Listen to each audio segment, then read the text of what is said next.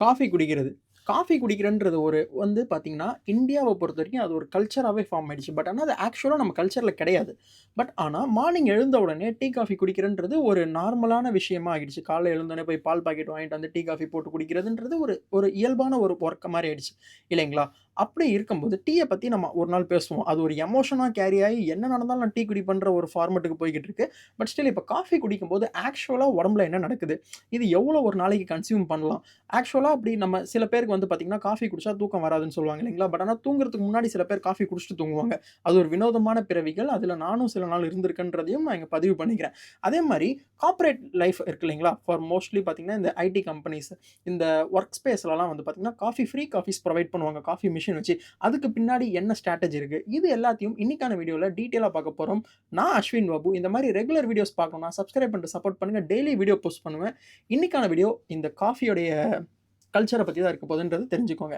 ஓகேங்களா? First thing coffee குடிக்கும்போது, முதல்ல காஃபி குடிக்கும்போது ஆக்சுவலா என்ன நடக்குது? அதுல வந்து நம்ம காஃபி குடிச்சோனே தூக்கம் வராதுன்னு சொல்றாங்க இல்லைங்களா? அது எதனால காஃபில அப்படி என்ன மாய மந்திரம் இருக்குன்னு பார்த்தீங்கன்னா, காஃபில கெஃபைன்னு ஒரு மேட்டர் இருக்கு. அது நெறைய பேருக்கு தெரிஞ்சிருக்கும். காஃபில மட்டும் கிடையாது. ரெட் புல்ன்ற ட்ரிங்க்ல இருக்கு. நெறைய எனர்ஜி ட்ரிங்க்ஸ்ல எல்லாமே மோஸ்ட்லி வந்து கெஃபைன் வந்து ஃபில் பண்ணி வச்சிருப்பாங்க. ஸோ அந்த கெஃபைன் வந்து நம்ம உடம்புல போய் ஆக்ட் ஆகுற ஒரே காரணத்தினால தான் நமக்கு அந்த தூக்கம்ன்றது கட் ஆகுது. அப்படி தூக்கம் கட் ஆகுதுன்றது இதன் என்ன பேசிஸ்ல நடக்குதுன்னு பார்த்தீங்கன்னா, இதுக்கு பின்னாடி வந்து பார்த்தீங்கன்னா, முக்கியமா ஆக் ஆக்சுவலாவே நம்ம உடம்புல அடெனிசின் அப்படின்ற ஒரு எலமெண்ட் இருக்கு. ஓகேங்களா? அந்த ஒரு கெமிக்கல் என்ன பண்ணும்னு பார்த்தீங்கன்னா, நம்மளோட தூக்கத்த உருவாக்கும். ஓகேங்களா? நமக்கு ரொம்ப கொஞ்சம் வந்து பார்த்தீங்கன்னா, லோவா ஃபீல் பண்ணும். லோவானா கொஞ்சம் டயர்டா இருக்கும். நமக்கு வந்து தூக்கம் வர வைக்கும். அது ஃபர்ஸ்ட்டு எதுக்கு வருதுன்னு பார்த்தீங்கன்னா, நம்மளுடைய உடம்பு சோர்னஸ் ஆகும்போது, அதாவது டயர்ட் ஆகும்போது, இந்த அடெனிசின்ற இந்த கெமிக்கல் கிரியேட் ஆயி நமக்கு வந்து தூக்கத்த வர வைக்கும். அது வந்து ஒரு நார்மலான ஒரு நேச்சரான ப்ராசஸ். இப்ப நம்ம அந்த கெஃபைன் அதாவது காஃபியோ, ரெட் புல்லோ இந்த மாரி எனர்ஜி ட்ரிங்க் குடிக்கும்போது என்ன ஆகுதுன்னா, இந்த அடெனிசின்ற அந்த ஒரு அந்த கெமிக்கல பிளாக் பண்ணுது.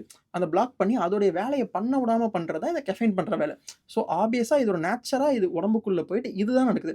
ஸோ அதனால நமக்கு வந்து பார்த்தீங்கன்னா, கொஞ்ச நேரத்துக்கு நம்ம வொர்க் பண்ணும்போதோ, ஏதோ ஒரு விஷயம் பண்ணும்போதோ, விளையாடும்போதோ கொஞ்சம் ஆக்டிவா இருக்கணும். அந்த தூக்கத்த தள்ளி போடணுன்றதுக்காக நம்ம மோஸ்ட்லி அந்த காஃபி வந்து யூஸ் பண்ண வேண்டியதா இருக்குன்றதும் தெரிஞ்சுக்கோங்க. பட் ஆனா அதையும் தாண்டி காஃபி இட்ஸ் எமோஷன். இது வந்து மழை பெஞ்சா காஃபி குடிக்கிறது, ராஜா சாங் கேட்டா காஃபி குடிக்கிறது. ஸோ இந்த மாரி அந்த மாரி ஒரு கல்ச்சரும் நம்மளுடைய ஆக்டிவிட்டீஸ்ல இருந்துட்டு தான் இருக்குன்றதையும் தெரிஞ்சுக்கோங்க. ஸோ இதுதான் ஆப்வியஸா உடம்புல நடக்கிற ஒரு விஷயம். அப்படி இருக்கும்போது சில பேருக்கு வந்து பார்த்தீங்கன்னா, காஃபி குடிச்சதுக்கப்புறம் அவங்களுடைய மோஷன் வந்து கிளியர் ஆகும். அதாவது அவங்க பூப் பண்ணும்போது வந்து பார்த்தீங்கன்னா, அவங்களுக்கு வந்து கொஞ்சம் ஃப்ரீயா, ரிலாக்ஸா இருக்கும்.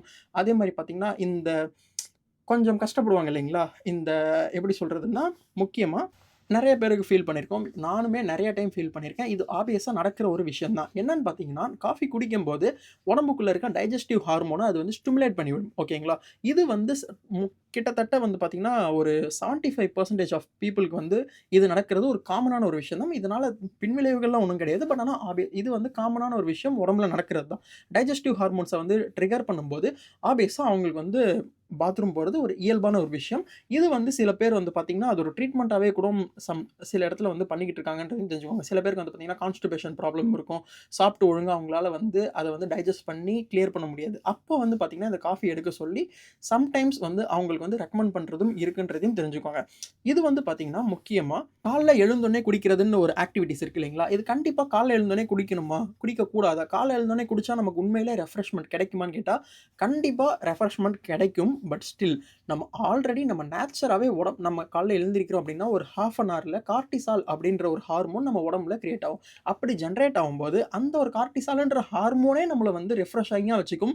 கொஞ்சம் ஆக்டிவா இருப்போம். ஓகேங்களா? இதோடைய ஒர்க்கே வந்து பார்த்தீங்கன்னா, ஒரு லாங் டே, ஃபுல் டேக்கு வந்து நமக்கு இருக்காது. பட் ஸ்டில் அதுவும் வந்து காலைல எழுந்தோனே குடிக்கணும்னு அவசியம் கிடையாது. கிட்டத்தட்ட வந்து ஒரு மார்னிங் வந்து ஒரு 6:00 5:30க்கு எந்திரிக்கிறோம் அப்டின்னா, நம்ம வந்து 9:30க்கு அப்புறம் நம்ம காஃபி குடிக்கிறது ஒரு பெட்டரான ஆப்ஷனா இருக்கும்.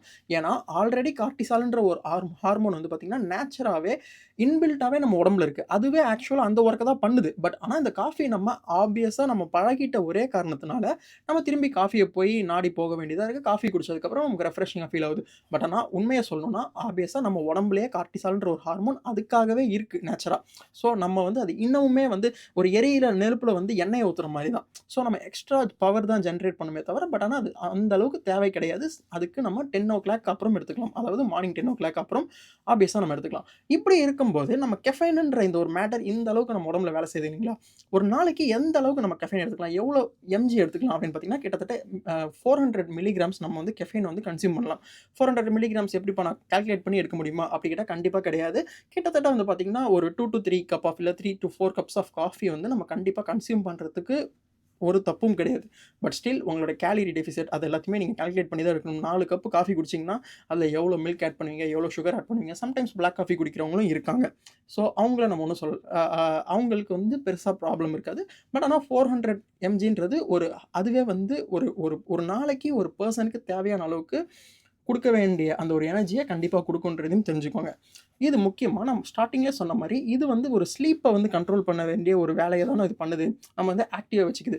அப்படி இருக்கும்போது சம்டைம்ஸ் நம்ம எப்போ வந்து இந்த காஃபி குடிக்கிறத ஒரு நாளைக்கு நிப்பாட்டணும்னு பார்த்தீங்கன்னா, கிட்டத்தட்ட அந்த 4:00, 5:00க்கு முன்னாடி நம்ம தூங்குறதுக்கு ஒரு 6 ஹவர்ஸ் முன்னாடியே அத ஸ்டாப் பண்ணா மட்டும் தான், அதோடைய அந்த ஒரு பூஸ்டப் வந்து நமக்கு ஸ்டாப் ஆகும். நம்ம தூங்குனதுக்கு அப்புறம் அந்த ஒரு இத வந்து அது ஒர்க் பண்ண வைக்காது. அதாவது அந்த கெஃபைன் வந்து நம்ம உடம்புல இருந்து, நம்மளுடைய தூக்கத்த கெடுக்காம இருக்கிறதுக்கு, நம்ம ஒரு 5 டூ 6 ஹார்ஸ் முன்னாடியே நம்ம கெஃபைன் எடுக்கிறது ஸ்டாப் பண்ணியே ஆகணும்.